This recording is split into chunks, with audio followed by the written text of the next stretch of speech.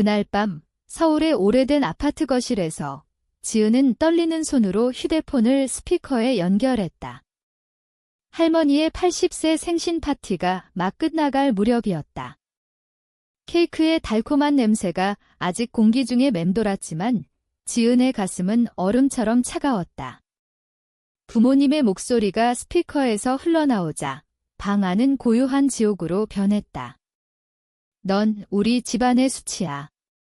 민호처럼 제대로 된 삶을 살지 못할 바엔 차라리 태어나지 말았어야 했어. 어머니의 날카로운 말, 아버지의 차가운 동의. 그 녹음은 지은의 상처를 폭발시키는 뇌관이었다. 가족들의 시선이 지은에게 쏟아졌고 그 순간부터 모든 것이 무너지기 시작했다. 지은은 28살, 디지털 콘텐츠 크리에이터로 부모님의 기대를 짓밟히며 살아온 여자였다. 서울의 변두리에서 자란 그녀는 늘 민호 오빠의 그늘 아래에 있었다. 민호는 변호사로 성공한 모범생, 안정된 법률 사무소에서 일하며 아내 수진과 5살 아들 태준과 함께 완벽한 가정을 꾸렸다.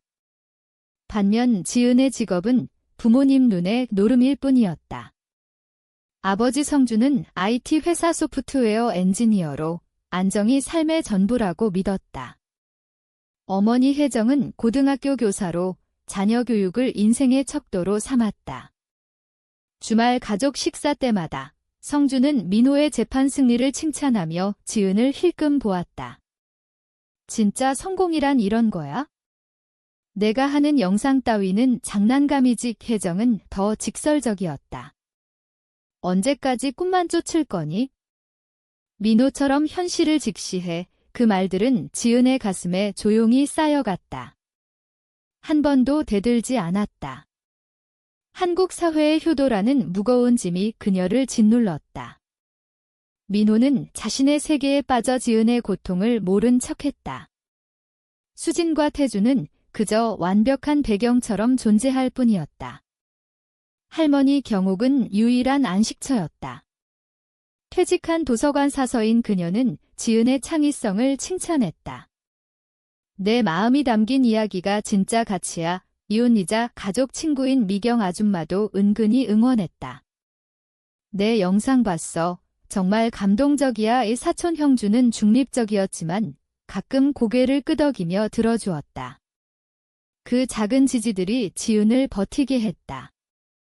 하지만 부모님의 기대는 벽처럼 높았고 지은은 그 아래서 점점 작아졌다. 추석이나 설날, 가족 모임에서마다 혜정은 지은의 미래를 꼬집었다.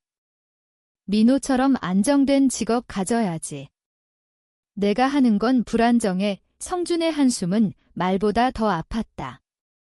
지은은 속으로 울었다. 왜 나만 이렇게.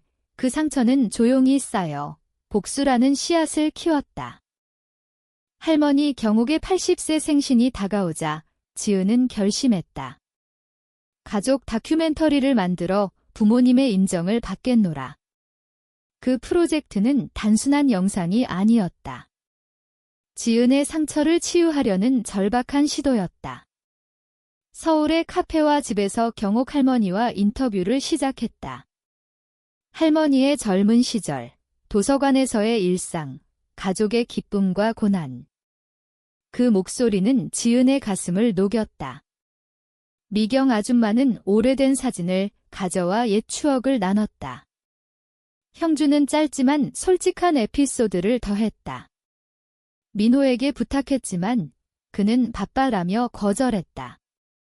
수진과 태주는 멀찌감치 떨어져 있었다. 편집은 지은의 고독한 전쟁이었다. 밤새워 컴퓨터 앞에서 영상을 다듬었다. 첼로 음악을 깔고 전환 효과를 조정하며 매 순간 감정을 불어넣었다. 부모님에게 프로젝트를 말했지만 성준은 하며 넘겼고 혜정은 민호의 승진 소식을 꺼냈다. 그 무관심이 지은을 더 아프게 했다. 할머니의 전화가 위로였다. 내 이야기가 어떻게 나올지 기대돼. 미경 아줌마의 메시지. 형준의 화이팅기 그녀를 지탱했다. 생신이 코앞에 다가오자 지은은 불안에 떨었다. 이게 실패하면, 하지만 할머니의 말처럼 가족 이야기를 전하는 것만으로 충분해. 최종 22분 영상은 사랑, 투쟁, 회복의 테피스트리였다. 지은은 그걸로 부모님의 눈을 뜨게 하려 했다. 자신의 길이 가치 있음을 증명하려 했다. 하지만 그날의 반응은 예상 밖의 폭풍을 불렀다. 생신 파티 당일 서울 아파트 거실은 가족과 친구들로 북적였다. 할머니 경옥이 테이블 끝에 앉아 미소 짓고 미경 아줌마가 음식을 나르고 형준이 뒤에서 술을 따랐다. 민호 부부와 태준도 왔지만 그들의 존재는 지은의 신경을 더 날카롭게 했다. 케이크를 자른 후 지은은 노트북을 연결했다. 할머니를 위한 가족 이야기예요. 방이 어두워지자 영상이 시작됐다. 할머니의 따뜻한 목소리, 미경 아줌마의 생생한 추억, 형준의 유머. 첼로가 감정을 고조시켰다. 할머니의 눈이 촉촉해졌고 미경 아줌마가 아름다워라고 속삭였다. 형준이 미소 지었다. 지은은 희망을 느꼈다. 하지만 부모님을 보자 그 희망이 산산조각 났다. 성준은 시계를 보며 무표정했고 혜정은 민호 쪽을 힐끔거렸다. 민호는 핸드폰을 만지작거렸다. 영상이 끝나자 박수가 터졌지만 부모님은 침묵했다. 파티가 흩어지자 혜정이 다가왔다. 취미로 좋네. 하지만 돈은 안 될 거야. 성준이 동의했다. 귀엽긴 한데 민호처럼 세상에 기여하는 게 진짜지. 그 말은 칼처럼 지은을 베었다. 할머니가 지은의 팔을 잡았다. 그들 말 듣지 마. 미경 아줌마가 잘못됐어 라고 속삭였다. 형준은 말없이 지켜봤다. 민호와 수지는 무관심했다. 지은은 웃으며 파티를 마쳤지만 안에서 무언가 깨졌다. 그 무시가 단순한 비판이 아니었다. 그녀의 존재를 부정하는 배신이었다. 집으로 돌아가며 지은은 결의했다. 더 이상 참지 않겠다. 케이크가 끝난 후 지은은 부모님을 서재로 따라갔다. 설명하고 싶었다. 하지만 그곳은 지옥이 됐다. 문이 닫히자 성준과 혜정의 얼굴이 굳었다. 영상은 취미가 아니에요. 제3이에요. 지은의 목소리가 떨렸다. 혜정이 비웃었다. 내 삶. 잠재력을 낭비하는 산말이지. 성준이 덧붙였다. 우린 내게 더 기대했어. 민호처럼 그 비교가 익숙했지만 오늘은 배신처럼 느껴졌다. 지은의 손이 본능적으로 휴대폰 녹음 버튼을 눌렀다. 왜 그랬을까? 증거를 남기려 했을까? 부모님의 말은 계속됐다. 넌 실망이야. 안정된 직업 포기하고 꿈만 쫓아. 혜정이 나열했다. 민호처럼 가족을 부양해. 내가 주는 건 잊힐 영상뿐. 성준이 동의했다. 넌 부족해. 지은은 반박하려 했지만 그들은 막았다. 현실을 봐해. 내 꿈은 유치해. 방이 좁아지는 듯 했다. 한국 가정의 부모님 말씀이 그녀를 올감했다. 할머니의 자랑, 미경 아줌마의 응원, 형준의 고개 끄덕임이 멀게 느껴졌다. 왜 날 못 봐? 지은의 목소리가 갈라졌다. 성준의 어깨 으쓱이 답이었다. 우린 봐해. 내가 더 나아지길 바랄 뿐. 혜정의 마지막 말, 넌 충분치 않아. 녹음은 그 모든 잔인함을 담았다. 지은은 서재를 나왔다. 파티 소리가 들렸지만 그녀는 마비됐다. 그 녹음은 진실의 무기였다. 상처가 불꽃으로 변했다. 더 이상 침묵하지 않겠다. 어린 시절 방에서 지은은 녹음을 재생했다. 떨리는 손으로. 부모님의 목소리가 방을 가득 채웠다. 넌 집안의 수치야. 민호처럼 안 될 바엔 후회해. 혜정의 독설. 우릴 더럽히는 몽상과 성준의 차가움. 부담스러운 존재야. 그 말들은 비판이 아니었다. 증오였다. 지은은 방을 서성였다. 할머니의 믿음, 미경 아줌마의 격려, 형준의 고요한 지지가 떠올랐다. 하지만 부모님의 혐오가 그 모든 걸 압도했다. 이제 숨길 수 없었다. 가족 모임에서 공개하리라. 그 충격을 상상했다. 할머니의 심장 아픈 표정, 미경 아줌마의 분노, 형준의 마침내 터지는 말, 민호의 변명, 수진과 태준의 혼란. 침묵은 항복이었다. 지은은 파일을 백업했다. 3번, 이건 충동이 아니었다. 상처로 인한 선택이었다. 부모님의 기대가 쇠사슬이었다. 민호의 빛나는 삶에 비해 그녀는 그림자. 하지만 그녀의 영상은 진실이었다. 할머니의 이야기가 용기를 줬다. 미경 아줌마의 불꽃, 형준의 조용함이 힘을 줬다. 지은은 연습했다. 이게 당신들의 말이에요. 이게 나에게 한 짓이에요. 그들의 충격, 변명이 폭풍이 될 터 하지만 지은은 준비됐다. 그들의 실망은 그녀의 것이 아니었다. 그건 부모님의 실패였다. 이제 그녀의 목소리가 울릴 차례였다. 커피 향이 맴도는 거실에서 지은은 휴대폰을 스피커에 연결했다. 할머니의 웃음, 미경 아줌마의 수다, 형준의 고요, 민호의 자신감, 수진의 태준 대화가 배경이었다. 녹음이 지은의 주머니에서 불타고 있었다. 부모님의 수치, 부담, 몽상가라는 말들. 지은은 결의했다. 모두 들어야 할 게 있어요. 그녀의 목소리가 방을 가로질렀다.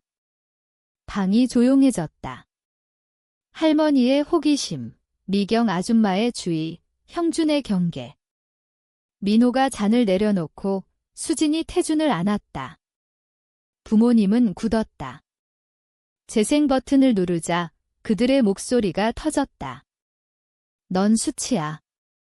후회되는 부담, 혜정의 돕고 집안을 더럽히는 몽상과 이 성준의 칼방이 얼어붙었다. 할머니의 얼굴이 일그러졌다.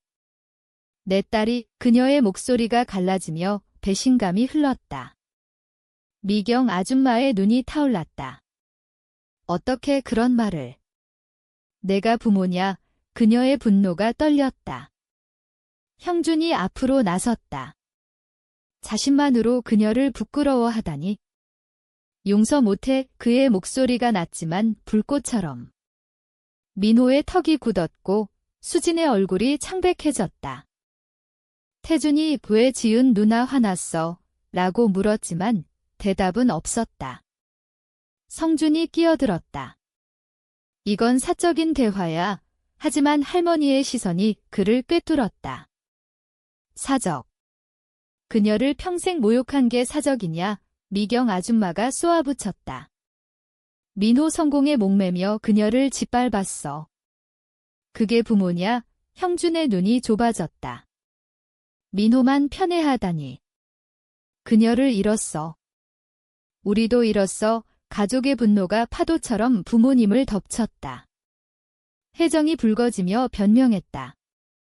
더 나은 길로 이끌려 했어.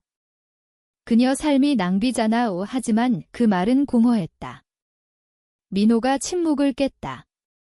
내가 이걸 방관했어. 그의 목소리가 무거웠다. 지은아, 미안해. 그 고백이 충격파였다.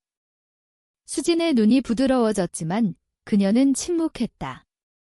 태준의 혼란이 무거움을 더했다. 성준이 다시 시도했다. 민호처럼 성공하길 바랐을 뿐 미경 아줌마가 잘났다. 너희 규칙으로. 그녀는 자신만의 성공을 했어. 내가 참지 못하는 거지. 혜정의 입술이 떨렸지만 변명은 무너졌다. 지은은 똑바로 섰다. 평생 충분하려 애썼어. 하지만 이 녹음이 진짜 당신들이야. 당신들 수치를 더 이상 안 짊어질게. 할머니가 지은을 끌어안았다. 넌 충분하고도 남아. 눈물이 흘렀다. 미경 아줌마의 고개 끄덕임이 자랑스러웠고 형준의 시선이 충성스러웠다. 방이 갈라졌다. 부모님은 고립됐고 그들의 잔인함이 노출됐다. 이건 화해가 아니었다. 파괴였다. 진실이 가족을 재구성했다. 녹음 후의 침묵은 무거웠다. 지은은 자유를 느꼈다. 할머니의 눈물, 미경 아줌마의 턱, 형준의 강렬함. 민호의 사과가 남았지만 지은은 그늘을 벗어나기로 했다. 그 균열은 치유가 아닌 구원을 위한 것이었다. 몇 주 후, 지은은 삶을 상자에 담아 부산으로 이사했다. 날카롭고 최종적인 결정. 부모님에게 알리지 않았다. 그들에게 빚진 게 없었다. 작은 아파트가 그녀의 재건 공간이 됐다. 직업에 몰두했다.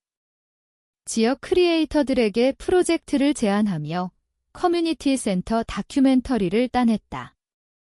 매 편집이 목소리를 되찾는 과정이었다. 부모님의 인정은 더 이상 추구하지 않았다. 자신의 삶을 세우는 데 집중했다. 할머니의 전화가 따뜻했다. 이야기 나눌 게 많아. 미경 아줌마의 메시지가 격려했다. 형준의 드문 체크인이 무게를 더했다. 그 지지가 그녀의 닻이었다. 서울에서 부모님은 후폭풍을 맞았다. 할머니는 그들의 잔인함에 상처받아 왕래를 끊었다. 미경 아줌마는 이웃들에게 소문을 퍼뜨려 사회적 고립을 불렀다. 형준은 거리를 두었다. 민호가 수진과 태준과 함께 저녁을 초대했지만 긴장감이 명백했다. 지은의 전화는 받지 않았고 문자도 읽지 않았다. 그들은 민호의 성공에 목매며 가족을 당연시했지만 이제 노출된 채 홀로 남았다. 그들의 사과는 늦었고 공허했다. 체면을 위한 시도일 뿐 그들이 잃은 가족이 그들을 직면하게 했다. 부산에서 지은의 경력이 꽃피었다. 유튜브 채널을 열어 할머니의 삶과 자신의 이야기를 공유했다. 조회수가 오르고 댓글들이 쏟아졌다. 낯선 이들이 공감했다. 그녀는 민호의 안정된 사무실이 아니었다. 그럴 필요도 없었다. 그녀의 작업은 날 것이고 솔직했다. 부모님의 거부가 사라지지 않았지만 더 이상 그녀를 정의하지 않았다. 경계를 세우는 법을 배웠다. 가치를 못 보는 이들로부터 마음을 지키는 법. 민호가 한 번 연락했다. 만나자 목소리가 부드러웠다. 지은은 준비되지 않았지만 그 노력이 씨앗처럼 남았다. 돌아보며 진실을 말한 대가를 봤다. 부모를 잃었지만 자신을 얻었다. 그들의 실망은 그들의 실패였다. 경계는 떠남이 아니었다. 누가 삶을 형성할지 선택하는 것이었다. 상처가 복수로 변했지만 그 대가는 자유였다. 침묵의 끝, 배신의 그림자 속에서 지은은 피어났다.